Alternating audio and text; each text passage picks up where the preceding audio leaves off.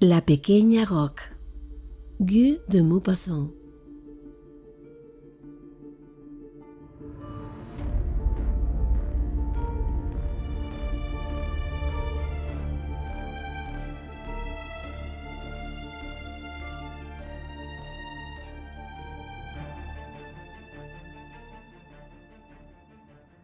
La investigación continuó durante todo el verano, pero no se llegó a descubrir al criminal.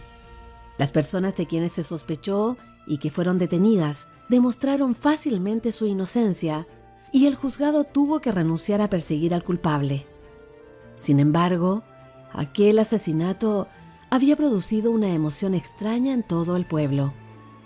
La imposibilidad de dar con ningún rastro, y más aún aquel sorprendente hallazgo de los suecos delante de la puerta de la Roque al día siguiente, habían dejado en las almas de los habitantes un desasosiego, un vago temor, una misteriosa sensación de espanto. La certidumbre de que el asesino había estado presente durante el levantamiento del cadáver, de que seguía viviendo en el pueblo, hostigaba a los espíritus, los obsesionaba, parecía cernirse sobre toda la comarca como una amenaza constante. Por otra parte, todo el mundo temía pasar por el Oquedal, creyéndole poblado por aparecidos. En otro tiempo, todos los habitantes del pueblo iban a pasear en él la tarde del domingo. Se sentaban unos sobre el musgo, al pie de los árboles gigantescos, y caminaban otros por la orilla del río, siguiendo con la mirada a las truchas que nadaban veloces entre las hierbas del fondo. Los chicos jugaban a la pelota o a los bolos en algunos sitios en que habían quitado el musgo e igualado y endurecido la tierra. Las chicas se paseaban agarradas del brazo, en grupos de 4 o 5, desgranando con voces chillonas cancioncillas que arañaban el tímpano, turbaban la serenidad del ambiente y daban de entera como si fuesen gotas de vinagre. Pero ahora ya no paseaba nadie por debajo de aquella bóveda alta y espesa de follaje, como si temiese encontrar por allí, en cualquier momento, algún cadáver tirado en el suelo. Llegó el otoño. Empezaron a caer las hojas. Caían de día y de noche, a lo largo de los altos troncos, redondas y livianas, describiendo círculos. Ya se podía ver el cielo por entre las ramas. En ocasiones, cuando una ráfaga de viento sacudía las copas de los árboles, aquella lluvia lenta y continua se espesaba de pronto, se convertía en un chaparrón que caía produciendo un vago murmullo y recubría el musgo con una gruesa alfombra amarilla que crujía levemente bajo los pies. Parecía un lamento aquel murmullo casi imperceptible, flotante, ininterrumpido, suave y triste, del descenso. Aquellas hojas que caían y caían eran como lágrimas derramadas por árboles gigantescos que lloraban el fin del año, la falta de las tibias auroras y de los suaves ocasos, la ausencia de las brisas cálidas y de los soles brillantes y quizá el crimen que habían visto cometer a la sombra suya. Quizá lloraban por la niña violada y muerta al pie de los mismos. Lloraban en medio del silencio del bosque solitario y desierto, del bosque abandonado y temido, en el que seguramente andaría errante y sola el alma de la niña muerta. El brindil, crecido por las tormentas, corría con mayor rapidez, amarillo y furioso, entre sus secas orillas, flanqueado por 2 hileras de mimbreros secos y desnudos. Pero un buen día volvió Guenardet a pasearse por el bosque centenario. Salía de casa todos los días al hacerse de noche, bajaba lentamente la escalinata de entrada y caminaba con aire pensativo por debajo de los árboles, llevando las manos en los bolsillos. Se paseaba largo rato sobre el musgo húmedo y blando, mientras que una bandada de cuervos que habían acudido de todos los alrededores para pasar la noche en las altas copas se desplegaba en el cielo como un enorme velo de luto que flotaba en los aires, lanzando graznidos violentos y siniestros. A veces se posaban, acribillando de manchas negras el ramaje, entrecruzando sobre el fondo del cielo rojo, del cielo ensangrentado de los ocasos otoñales. Y de pronto alzaban otra vez el vuelo entre horribles graznidos y desplegaban de nuevo por encima del bosque el largo festón negro de toda la bandada. Finalmente se dejaban caer sobre las copas más altas. Sus ruidos se apagaban poco a poco, y la noche cada vez más intensa fundía sus negras plumas con la negrura del espacio. Pero Renardet seguía en sus lentos paseos al pie de los árboles. Cuando las opacas tinieblas le impedían caminar, regresaba a su casa y caía como una masa inerte en su sillón, frente a la encendida chimenea, y estiraba hacia el hogar sus pies húmedos, que humeaban mucho rato al calor de la llama. Cierto día corrió por el pueblo una gran noticia. El alcalde había empezado a talar el oquedal. 20 leñadores habían dado comienzo a la tarea por el lado más próximo a la casa y trabajaban activamente bajo la mirada del propietario. Empezaban por trepar a lo alto del árbol los podadores. Sujetándose al tronco por medio de una cuerda, se agarran a él con los brazos y luego levantan una pierna y le dan una fuerte patada con la espiga puntiaguda de acero que llevaban fija en las suelas del calzado. La punta penetra en la madera y queda allí sujeta. Entonces, el podador se alza sobre ese apoyo, como si pisase un escalón, y golpea el tronco con la punta de acero del otro pie, que le servirá de nuevo apoyo para levantar el primero, y así sucesivamente. A cada paso que da hacia arriba, levanta también la cuerda que le sujeta al árbol. A la altura de sus riñones, cuelga y brilla una pequeña hachuela de acero. Trepa y trepa poco a poco, a la manera de un animal parásito que ataca a un gigante. Sube con esfuerzo a lo largo de la enorme columna, se abraza a ella y la aguijonea para llegar a decapitarla. Así que alcanza las ramas más bajas, hace un alto, echa mano al hacha bien afilada y golpea. Golpea despacio, metódicamente, rebajando el cuerpo de la rama muy cerca del tronco. Aquella rechina de pronto, cede, se inclina, se desprende y se desploma, rozando los árboles cercanos al caer. Finalmente choca contra el suelo con un estruendo de madera que se quiebra, y todas sus ramillas continúan largo rato estremeciéndose. El suelo se cubría de estos ramajes que otros trabajadores se encargaban de cortar, atar en haces y hacinar. Los árboles que seguían en pie parecían postes gigantescos, pilotes desmesurados que el filo de las hachas aceradas había amputado y rapado. Cuando el podador terminaba su tarea, dejaba atada la cuerda con que se había sujetado en la parte más alta del tronco, recta y delgada, y bajaba paso a paso, a golpes de espolón, por el árbol desmochado. Entonces los leñadores lo atacaban por su base con tremendos hachazos, cuyo eco repercutía en todo el oquedal. Cuando juzgaban que el corte de la base era ya bastante profundo, tiraban algunos hombres de la cuerda que había quedado sujeta en lo alto, acompasando sus esfuerzos con un grito unísono.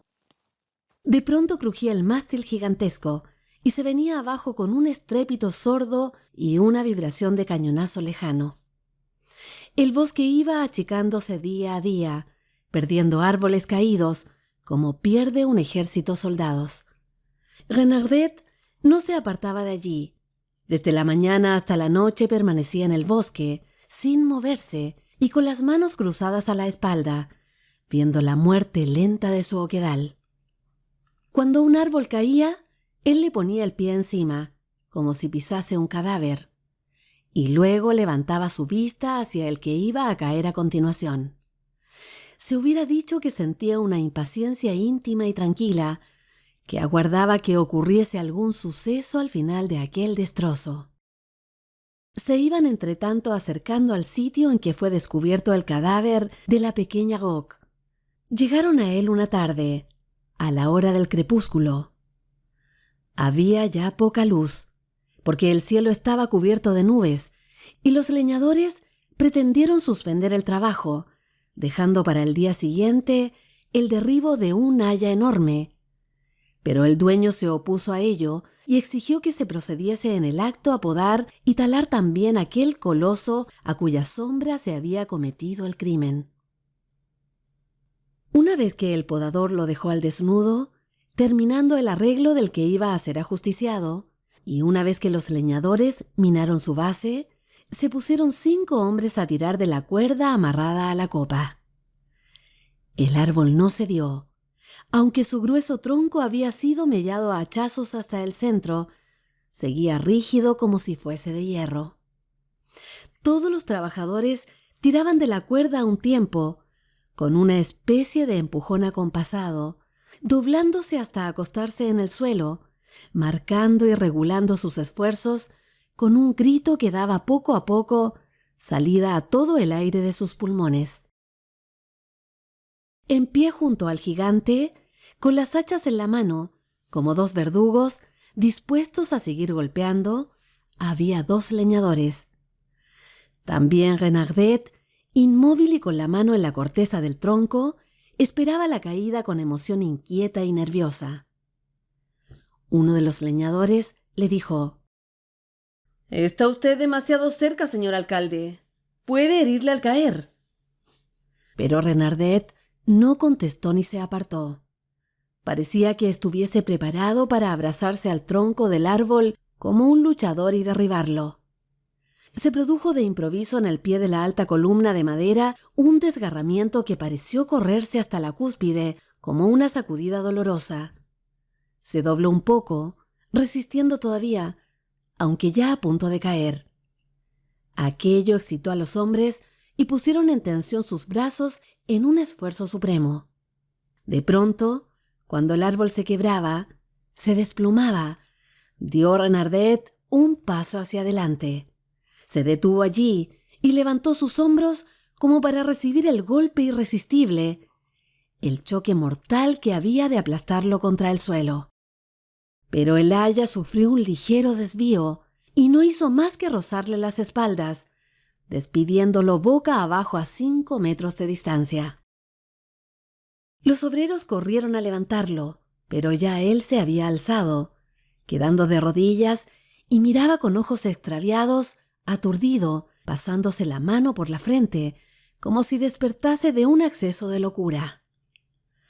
Cuando ya estuvo en pie, los trabajadores, sorprendidos, le dirigieron preguntas, porque no acertaban a comprender su acción. Les contestó balbuciendo que había sufrido un instante de extravío mental, o más bien que se había sentido niño durante un segundo, imaginándose que sería capaz de cruzar por debajo del árbol, lo mismo que los chicos cuando cruzan por delante de un coche que va al trote. Había jugado con el peligro. Desde hacía 8 días le escarabajeaba, cada vez con más fuerza, aquella comezón, y cada vez que un árbol crujía para caer, él se preguntaba si podría pasar por debajo sin que le alcanzase. Era una estupidez, lo reconocía, pero todos están sujetos a tales momentos de insensatez y sufren estos accesos de infantilismo tonto. Daba estas explicaciones poco a poco, rebuscando las frases, con voz apagada. Después se alejó diciendo: «Hasta mañana, amigos míos. Hasta mañana». Así que se vio en su habitación, se sentó a la mesa, sobre la que proyectaba su luz viva una lámpara con pantalla, se cogió la cabeza con ambas manos y rompió a llorar. Lloró durante largo rato, se enjugó luego los ojos, levantó la cabeza y miró el reloj. No habían dado aún las 6. Me queda tiempo antes de comer, pensó, y se dirigió hacia la puerta cerrándola con llave. Hecho esto, volvió a sentarse a la mesa, abrió el cajón de en medio, sacó un revólver y lo colocó encima de los papeles, en plena luz. El acero del arma brillaba con destellos que parecían llamas. Renardet lo estuvo contemplando un rato con ojos turbios de borracho. Luego se levantó y se puso a caminar. Iba de un extremo a otro de la habitación y a veces se detenía para reanudar enseguida su paseo. De improviso abrió la puerta de su gabinete de aseo, metió una toalla en el cántaro de agua y se mojó la cabeza, igual que la mañana del crimen. Siguió paseando. Cuando pasaba por delante de la mesa, el brillo del arma atraía su mirada. Buscaba su mano, pero Renardet miraba el reloj y pensaba: «Aún me queda tiempo». Dieron las 6:30. Cogió entonces el revólver, abrió la boca hasta desencajarla con una mueca espantosa y hundió en ella el cañón del arma, como si fuese a tragárselo. Y en esa postura permaneció inmóvil algunos segundos, con el dedo en el gatillo. Pero un brusco estremecimiento de horror sacudió su cuerpo y vomitó el revólver sobre la alfombra, y cayó en su sillón otra vez sollozando. No puedo. No tengo valor. Dios mío, Dios mío. ¿Qué haré para que no me falte decisión para matarme?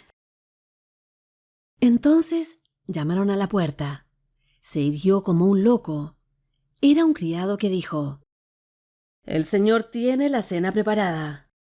Renardet contestó: «Está bien, ahora bajo». Recogió el arma, la metió otra vez en el cajón. Se miró en el espejo de la chimenea para ver si su cara estaba demasiado desencajada. Colorada sí que la tenía, un poco más que de ordinario, pero eso era todo. Bajó al comedor y se sentó a la mesa. Comió con mucha lentitud, como si quisiera alargar la cena para no hallarse a solas consigo mismo.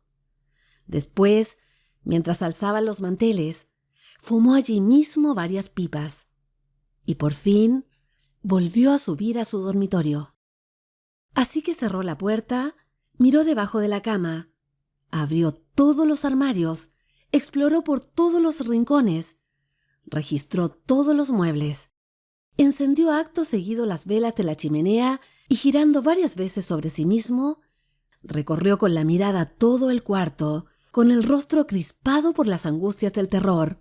Segurísimo estaba de que iba a volver a verla, como todas las noches, a la pequeña Roque, a la niña que él había violado, estrangulándola después. La pavorosa visión se repetía todas las noches. Empezaba por un zumbido en sus oídos que se parecía al retumbo de un tren pasando por un puente lejano. Y entonces empezaba a respirar fatigosamente y se ahogaba, viéndose obligado a desabrocharse el cuello de la camisa y aflojarse el cinturón. Se ponía a pasear para activar la circulación general de la sangre. Intentaba leer, hacía esfuerzos por cantar. Todo en vano. Contra su voluntad, volvía su pensamiento al día del asesinato y le obligaba a representárselo en sus más íntimos detalles, pasando por sus más violentas sensaciones desde el primer instante hasta el último. Aquella mañana, la mañana del espantoso día, se levantó algo aturdido y con un dolor de cabeza que atribuyó al calor. Por eso no salió de su habitación hasta que le llamaron a almorzar. Después de la comida, durmió la siesta y ya al caer la tarde salió a respirar la brisa fresca y sedante bajo los árboles del bosque centenario. Pero así que salió de casa, el aire pesado y ardiente de la llanura contribuyó a aumentar su fatiga.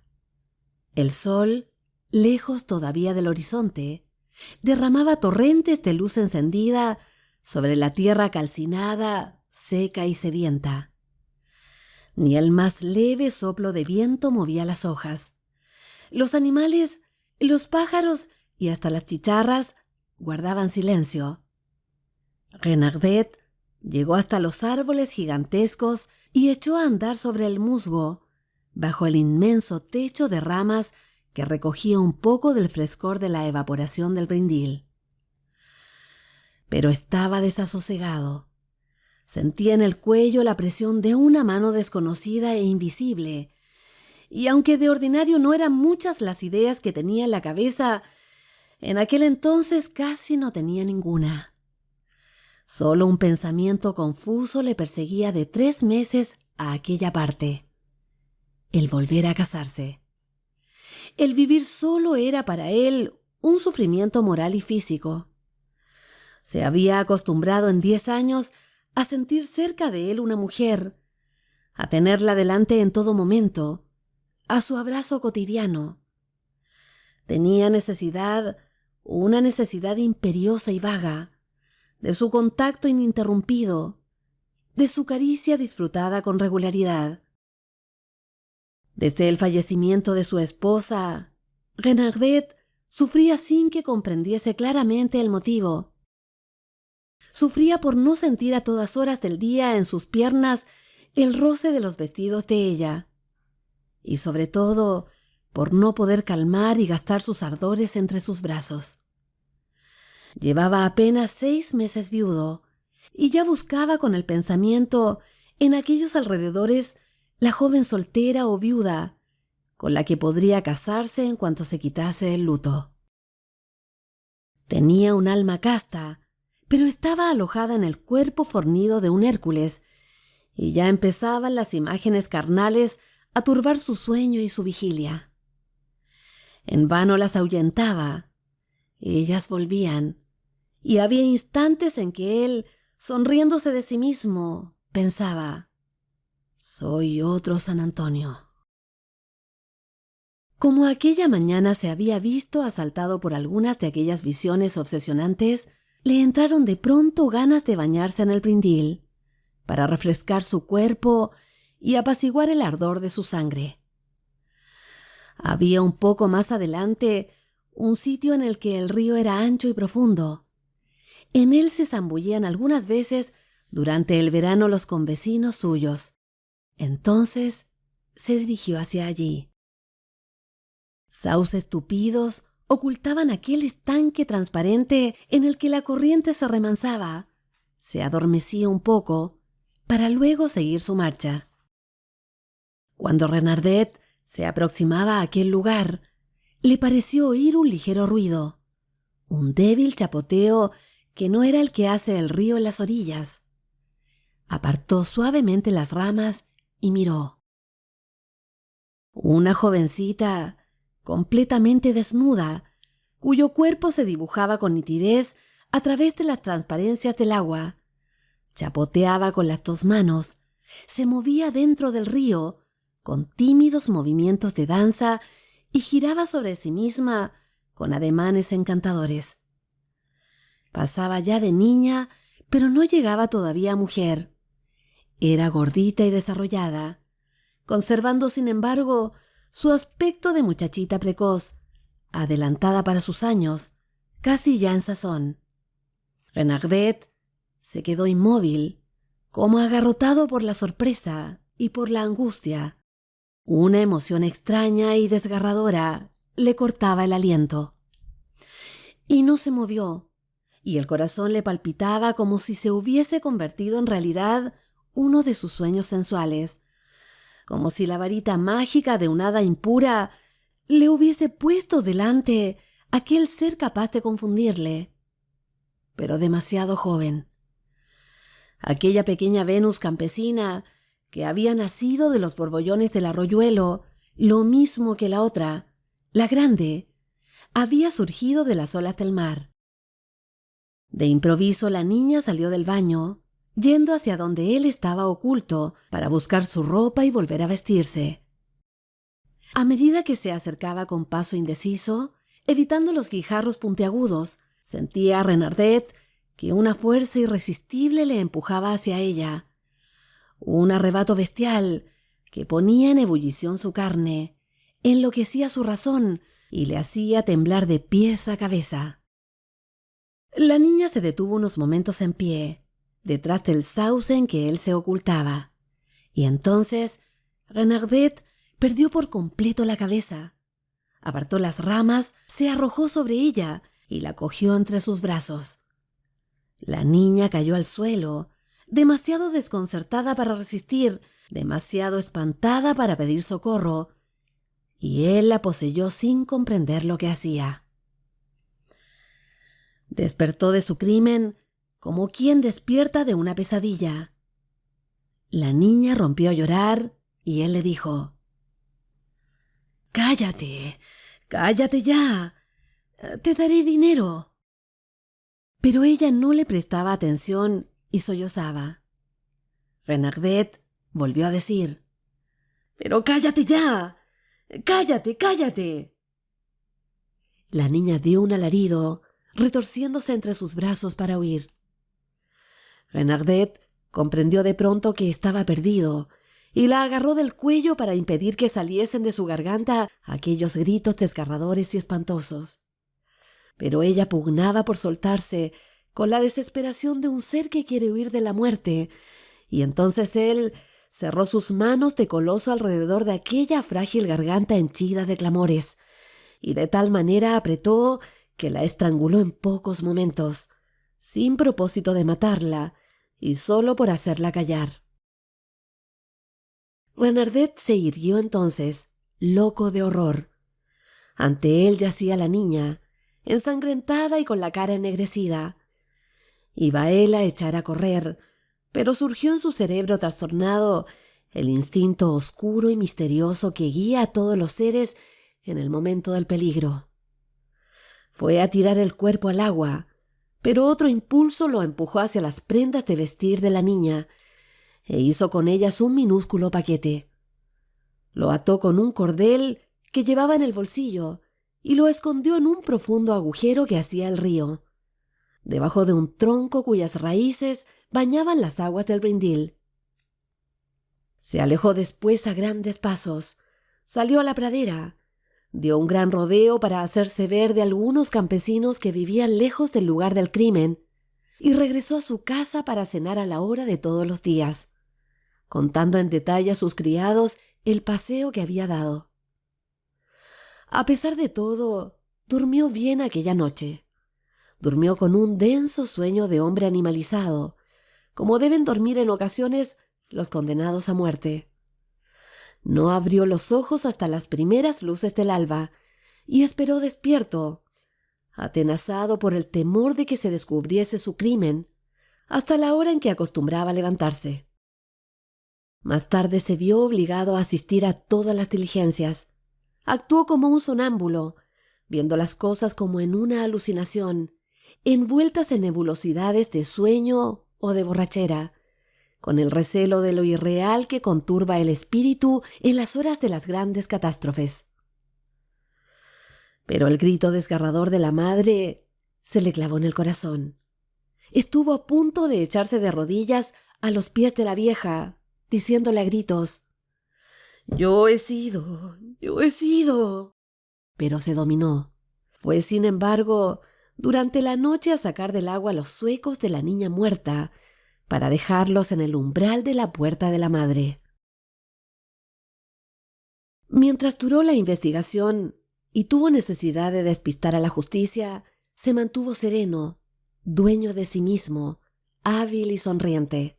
Discutía tranquilamente con los magistrados todas las hipótesis que se les ocurrían, rebatía sus opiniones, destruía sus razonamientos.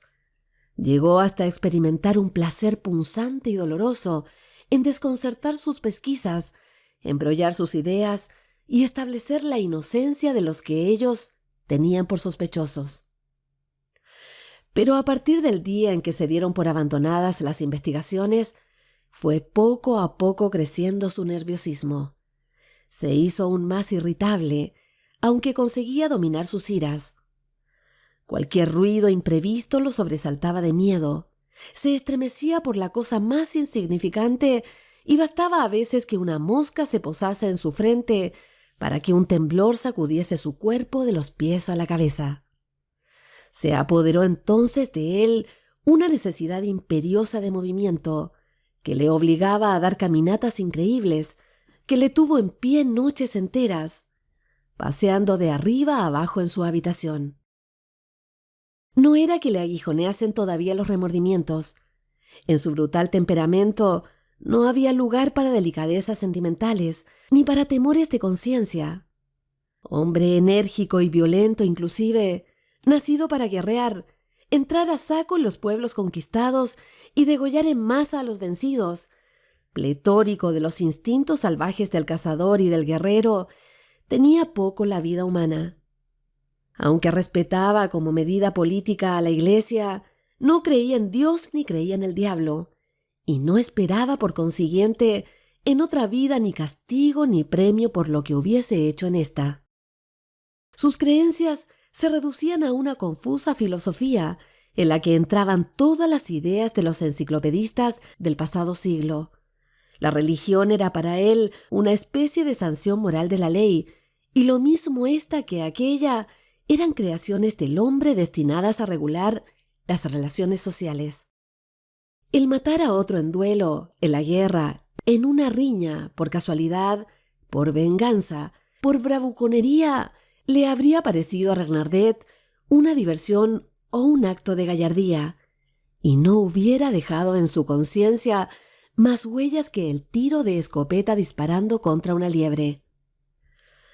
Pero el asesinato de la niña le había producido una emoción profunda. Lo cometió en el delirio de una borrachera irresistible, en una especie de vendaval de la carne que arrastró a su razón.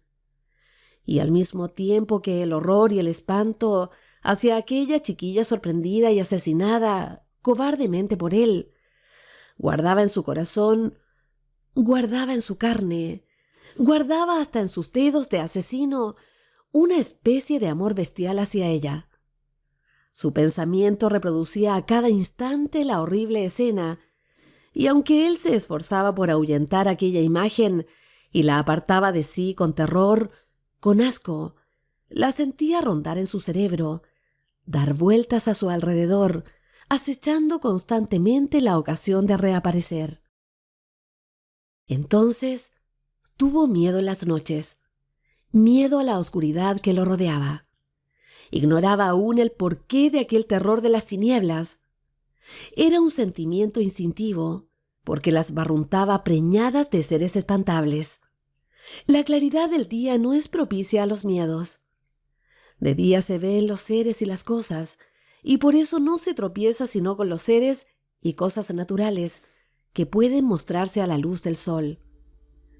Pero la noche opaca, más tensa que las murallas, pero fuera, la noche infinita, totalmente negra, inmensa, en la que nos pueden rozar cosas espantosas, la noche por la que sentimos cruzar, rondar el terror misterioso, le parecía a Renardet que ocultaba un peligro desconocido, inminente y amenazador.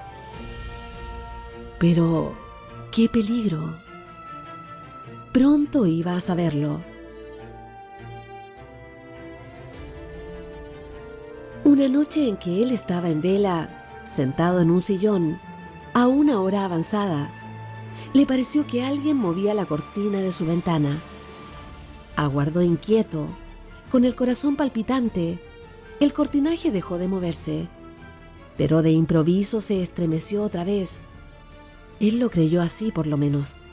No se atrevía a levantarse, no se atrevía ni a respirar, no obstante ser un hombre valeroso, que había tenido frecuentes peleas y al que le hubiera agradado descubrir ladrones en su casa. ¿Se movía real y verdaderamente aquel cortinaje? Recelando un engaño de sus ojos, Renardet se hacía a sí mismo esta pregunta. Era por lo demás una cosa tan insignificante, un leve estremecimiento de la tela, una especie de temblor de los pliegues, apenas una ondulación como la que produce el viento. Renardet seguía en su sitio con la vista fija y el cuello en tensión.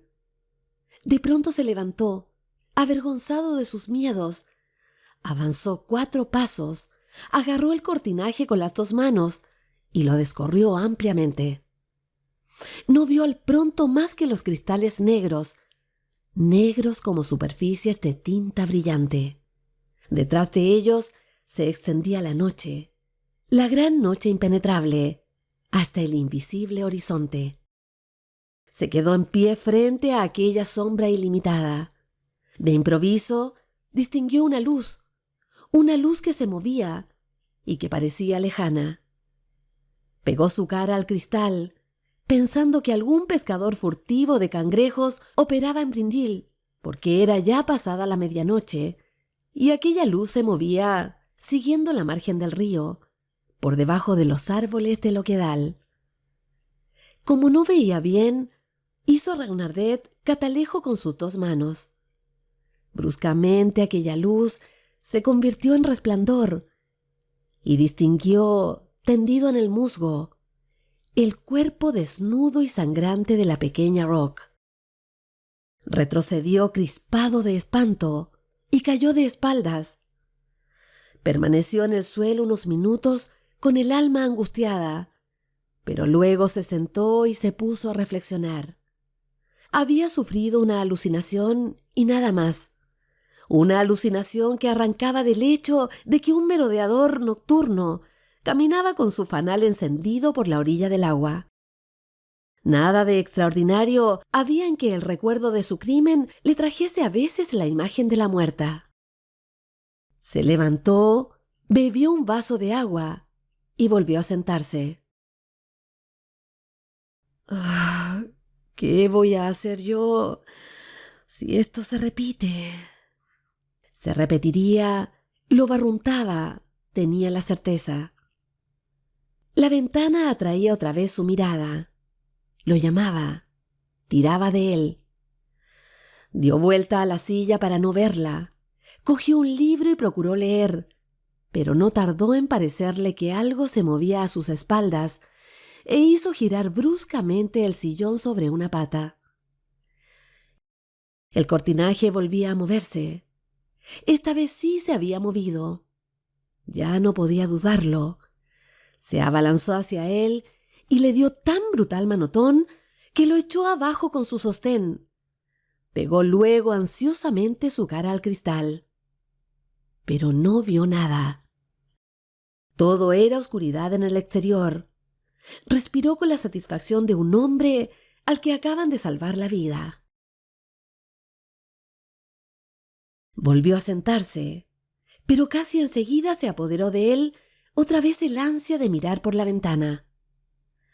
Desde que se cayó el cortinaje, parecía aquella una especie de boca de cueva hecha en el oscuro campo, que atraía y que empavorecía.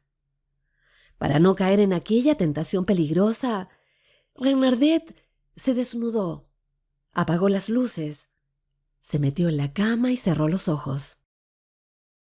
Se quedó inmóvil, de espaldas, con el cuerpo caliente y sudoroso, esperando que llegase el sueño. Un gran resplandor atravesó de improviso sus pupilas. Las abrió, creyendo que se había producido un incendio en su casa. Reinaba la más completa oscuridad, y Regnardet se apoyó en un codo buscando con la mirada aquella ventana que le atraía con una fuerza invencible. Consiguió por fin localizarla y distinguió algunas estrellas. Se levantó de la cama, cruzó a tientas la habitación. Sus manos extendidas hacia adelante tropezaron con los cristales y entonces pegó a ellos su cara. Allá lejos, debajo de los árboles, despidiendo un resplandor fosforescente que iluminaba la oscuridad a su alrededor, estaba el cuerpo de la niña. Regnardet lanzó un grito y huyó a su cama. Metió la cabeza debajo de la almohada y así permaneció hasta el amanecer. Desde ese momento, su vida se volvió insoportable. Pasaba los días pensando con terror en las noches y cada noche se reproducía la visión. Al encerrarse en su cuarto, hacía esfuerzos por luchar, pero era inútil. Una fuerza irresistible lo levantaba y lo empujaba en dirección a los cristales como para llamar al fantasma, y en el acto lo descubría, al principio tirado en el suelo, en el lugar mismo del crimen, con los brazos en cruz, las piernas abiertas, tal como el cadáver había sido hallado. Pero luego la muerta se levantaba, caminaba hacia él, pasito a pasito, lo mismo que cuando salió del río. Caminaba hacia él muy despacio, en línea recta, cruzando el césped y el encañado de flores secas. Luego se elevaba en el aire en dirección a la ventana de Renardet. Iba hacia él lo mismo que había ido el día del crimen hacia su asesino. Y entonces aquel hombre retrocedía de espaldas, retrocedía hasta llegar a su cama y se desplomaba en ella, convencido de que la pequeña había entrado y de que estaba allí, detrás del cortinaje, y que enseguida empezaría a moverse. Y hasta que amanecía se quedaba con la vista clavada en las cortinas, esperando ver de un momento a otro a su víctima. Pero ésta no se descubría ya. Se quedaba detrás de la tela, agitada de cuando en cuando por un leve temblor. Renardet se agarraba a las sábanas con los dedos crispados y apretaba lo mismo que apretó la garganta de la pequeña Roque. Oía dar las horas y percibía, en el silencio de la noche, el tic-tac del péndulo junto con los profundos latidos de su corazón. Jamás sufrió ningún hombre lo que sufría aquel desgraciado. Por fin se dibujaba en el techo una línea blanca que anunciaba la llegada del día. Se sentía entonces liberado, solo al fin, sin nadie más que él en la habitación. Se metía otra vez en cama y dormía algunas horas con sueño inquieto y febril, y a veces se reproducía también en sueños la pavorosa visión de sus vigilias. Cuando bajaba al comedor para la comida del mediodía, se sentía derrengado, como si hubiese realizado increíbles esfuerzos físicos, y apenas probaba bocado, porque seguía persiguiéndole el miedo a la que había de volver a ver la noche siguiente. Sin embargo, Renardet sabía muy bien que no se trataba de una auténtica aparición, porque los muertos no vuelven. Sabía que era su alma enferma, su cerebro obsesionado por un pensamiento único, por un recuerdo inolvidable, la causa total de su suplicio, la que por sí sola evocaba a la muerta, llamándola, poniéndosela ante los ojos en los que seguía impresa la imagen indeleble. Pero también estaba seguro de que no se curaría, de que no se libraría jamás de la feroz persecución de su víctima, y tomó la resolución de morir antes que seguir aguantando aquellas torturas. Se puso a discurrir en el modo de matarse. Quería hacerlo de una manera sencilla y natural, que no diese pie para que creyesen que se suicidaba. Tenía en mucho su buena reputación, el apellido heredado de sus padres. Si la gente daba en considerar como sospechosa su muerte, esto los llevaría a pensar en el crimen no aclarado todavía y en el asesino que había escapado a las pesquisas, y acabarían acusándolo del hecho nefasto. Entonces se le ocurrió una idea extraña, la de hacerse aplastar por el árbol al pie del cual había asesinado a la pequeña Roque. Tomó pues la resolución de talar el oquedal y de simular un accidente fortuito, pero el aya se obstinó en no romperle la columna vertebral. Vuelto a su casa, en un arrebato desatinado de desesperación, echó mano a su revólver, pero al último momento no se atrevió a disparar. Llegó la hora de la cena y acabada ésta volvió a su cuarto. No sabía qué hacer. Ahora que había escapado una vez de la muerte, se sentía cobarde. Un rato antes se hallaba dispuesto a todo, firme, decidido, dueño de su valor y de su voluntad. Ahora, en cambio, era débil y tenía tanto miedo a la muerte como a la muerta. «No me atreveré ya, no me atreveré ya», balbucía. Unas veces miraba con terror el arma que tenía sobre la mesa y otras el cortinaje que ocultaba su ventana, porque ahora temía también que después de su muerte ocurriese alguna cosa espantosa. ¿Alguna cosa? ¿Qué? ¿Tal vez el encuentro de los dos? Porque ella le acechaba, le esperaba, le llamaba, y si se le aparecía de aquella manera todas las noches, era para a su vez apoderarse de él, vengarse de él, impulsándolo a matarse.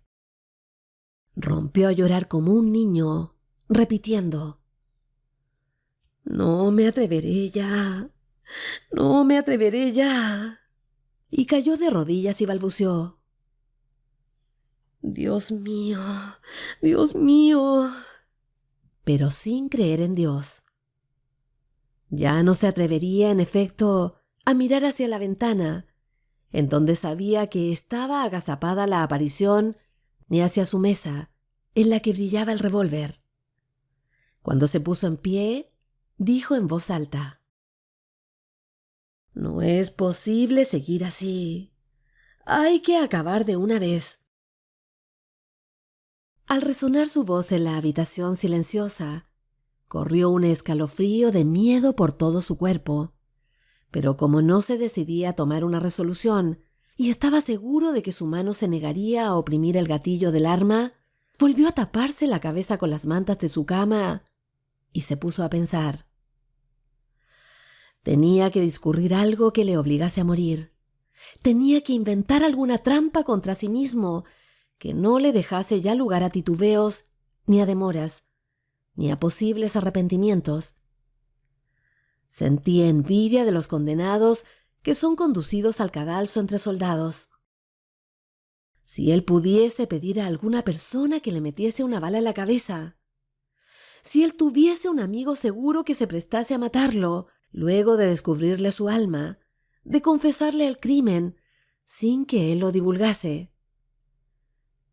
¿Pero a quién podría pedir este servicio terrible? ¿A quién? Buscó entre sus amigos. ¿El médico? No. Estaba seguro de que se lo contaría después a los demás. Un singular pensamiento cruzó de improviso por su cerebro. Escribiría al juez de instrucción, íntimo amigo suyo, denunciándose a sí mismo.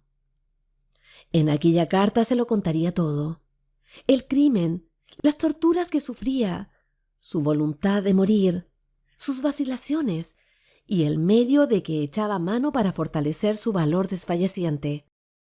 En nombre de su vieja amistad, le suplicaría que destruyese la carta en cuanto le llegase la noticia de que el culpable se había hecho justicia a sí mismo. Bernardet podía confiar en aquel magistrado, porque sabía que era un hombre seguro, discreto, incapaz de una sola palabra irresponsable. Era uno de esos hombres de conciencia inflexible, gobernada, dirigida, regulada siempre por la razón. Una extraña alegría invadió su pecho en cuanto hubo trazado este proyecto. Ya estaba tranquilo. Escribiría su carta muy despacio, y cuando alborease la echaría en el buzón que había en la pared de su casa de labranza. Subiría luego a su torre para ver llegar al cartero, y cuando el hombre de la blusa azul se alejase con ella, se tiraría de cabeza a las rocas que servían de base a la torre. Antes, procuraría que lo viesen los obreros que talaban el bosque. Se subiría al escalón saliente, al que estaba sujeto al mástil de la bandera que se izaba en las grandes solemnidades. Quebraría el mástil de un empujón, y aquel lo arrastraría en su caída. ¿Quién iba a poner en duda que había sido un accidente casual? Teniendo en cuenta su peso y la altura de la torre, quedaría muerto en el acto. Entonces saltó de la cama, se acercó a la mesa y se puso a escribir. No se dejó nada, Ni un detalle del crimen, ni un detalle de su vida de angustias, ni un detalle de las torturas de su corazón. Terminaba anunciando al juez que se había sentenciado a sí mismo y que iba a proceder a la ejecución del criminal, suplicando a su amigo, a su viejo amigo, que no se mancillase jamás su memoria. Al terminar su carta, vio que ya era de día. La cerró, la lacró, puso la dirección, bajó las escaleras con paso ligero, corrió hasta el buzón pintado de blanco y pegado a la pared que había en el ángulo de su granja. Echó dentro aquel papel que le acalambraba la mano, regresó rápidamente, volvió a correr los cerrojos de la puerta principal y subió a lo alto de la torre para ver pasar al cartero que llevaría su sentencia de muerte. Estaba ya tranquilo, liberado y a salvo. Un viento frío, seco de hielo, rozaba su cara, y él lo aspiraba con avidez, a pleno pulmón, saboreando su helada caricia. El cielo amanecía rojo, de un rojo de incendio, de un rojo invernal, y la llanura toda, blanca de escarcha, brillaba reflejando los rayos solares como si la hubiesen espolvoreado de azúcar molida. En pie, con la cabeza descubierta, miraba Bernadette el extenso panorama, las praderas a la izquierda y a la derecha el pueblo, cuyas chimeneas empezaban a echar el humo precursor de la primera comida del día. Veía correr a sus pies el río Brindil, contra cuyas rocas se estrellaría dentro de poco su cuerpo. Se sentía renacer en aquella aurora helada, pletórico de fuerza y de vida. La luz del sol lo envolvía, lo bañaba, lo impregnaba como una esperanza. Le asaltaban 1000 recuerdos de otras mañanas parecidas a aquella, recuerdos de ligeras caminatas sobre la tierra endurecida que resonaba con sus pisadas, de partidas afortunadas de caza bordeando las lagunas en que duermen los patos silvestres.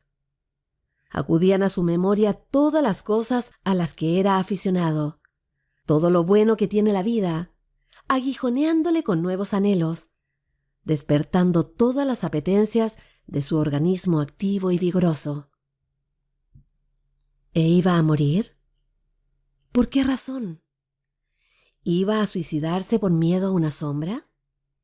¿Por miedo a un algo que no existía? Era rico y todavía joven. ¿Pero qué locura iba a hacer? Le bastaría una distracción, una ausencia, un viaje para olvidar. Ya la pasada noche no había visto a la niña porque sus pensamientos habían sido llevados por la preocupación hacia rumbos distintos. No podría ser que no la volviese a ver más. Aun suponiendo que ella le persiguiese dentro de aquella casa, estaba seguro de que no le seguiría a otros lugares.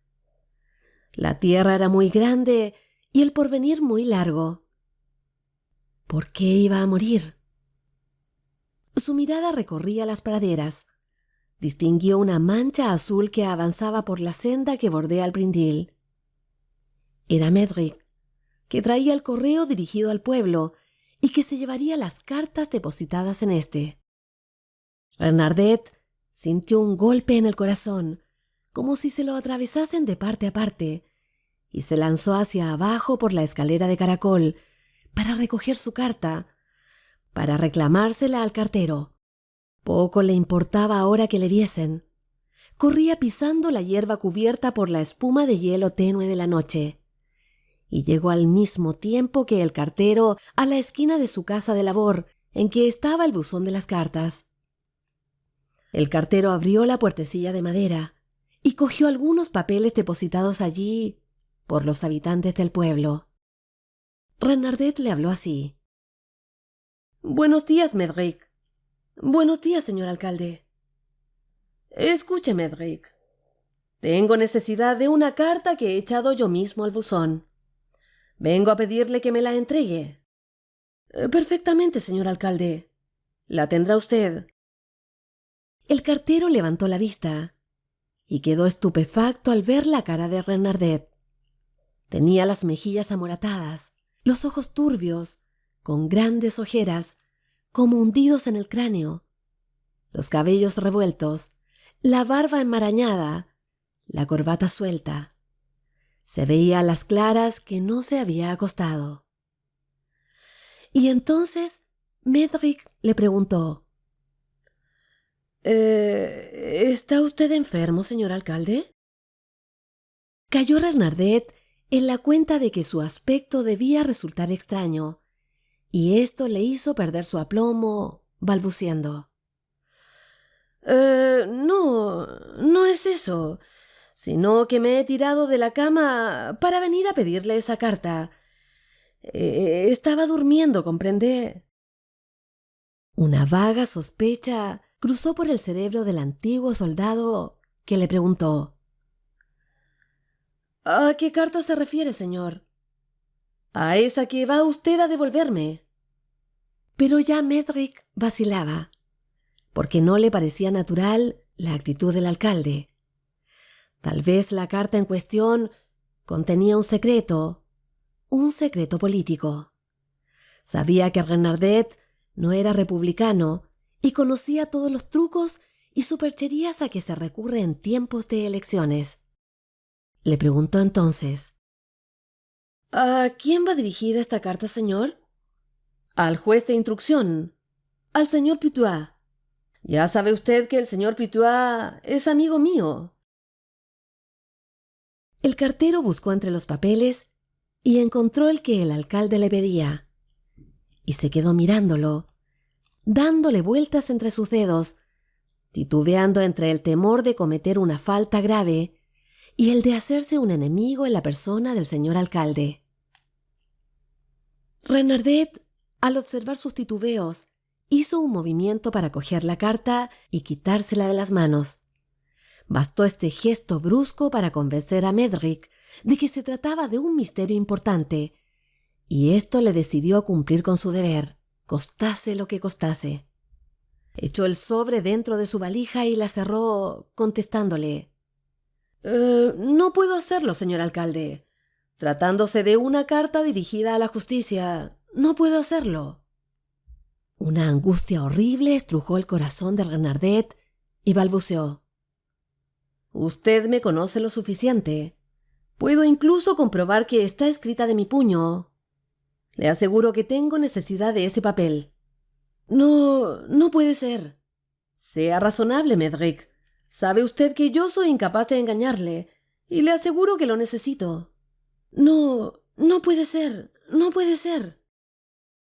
El alma violenta de Renardet se sintió sacudida por un estremecimiento de cólera. Cuidado con lo que hace, caracoles. Ya sabe usted cómo las gasto yo, y que me costaría muy poco trabajo hacerle saltar inmediatamente de su empleo, pedazo de mamarracho. Después de todo, yo soy el alcalde, y le ordeno que me entregue ese papel. El cartero le replicó con firmeza: No, señor alcalde, no puedo hacerlo. Renardet perdió entonces la cabeza y le agarró del brazo con intención de quitarle la valija.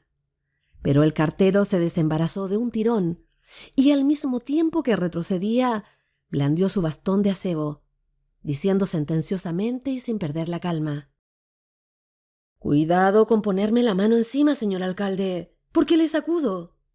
Ándese con cuidado, ¿eh? Yo cumplo con mi deber y nada más. Renardet, que se vio perdido, se hizo humilde, cariñoso, gimoteando como un niño que llora.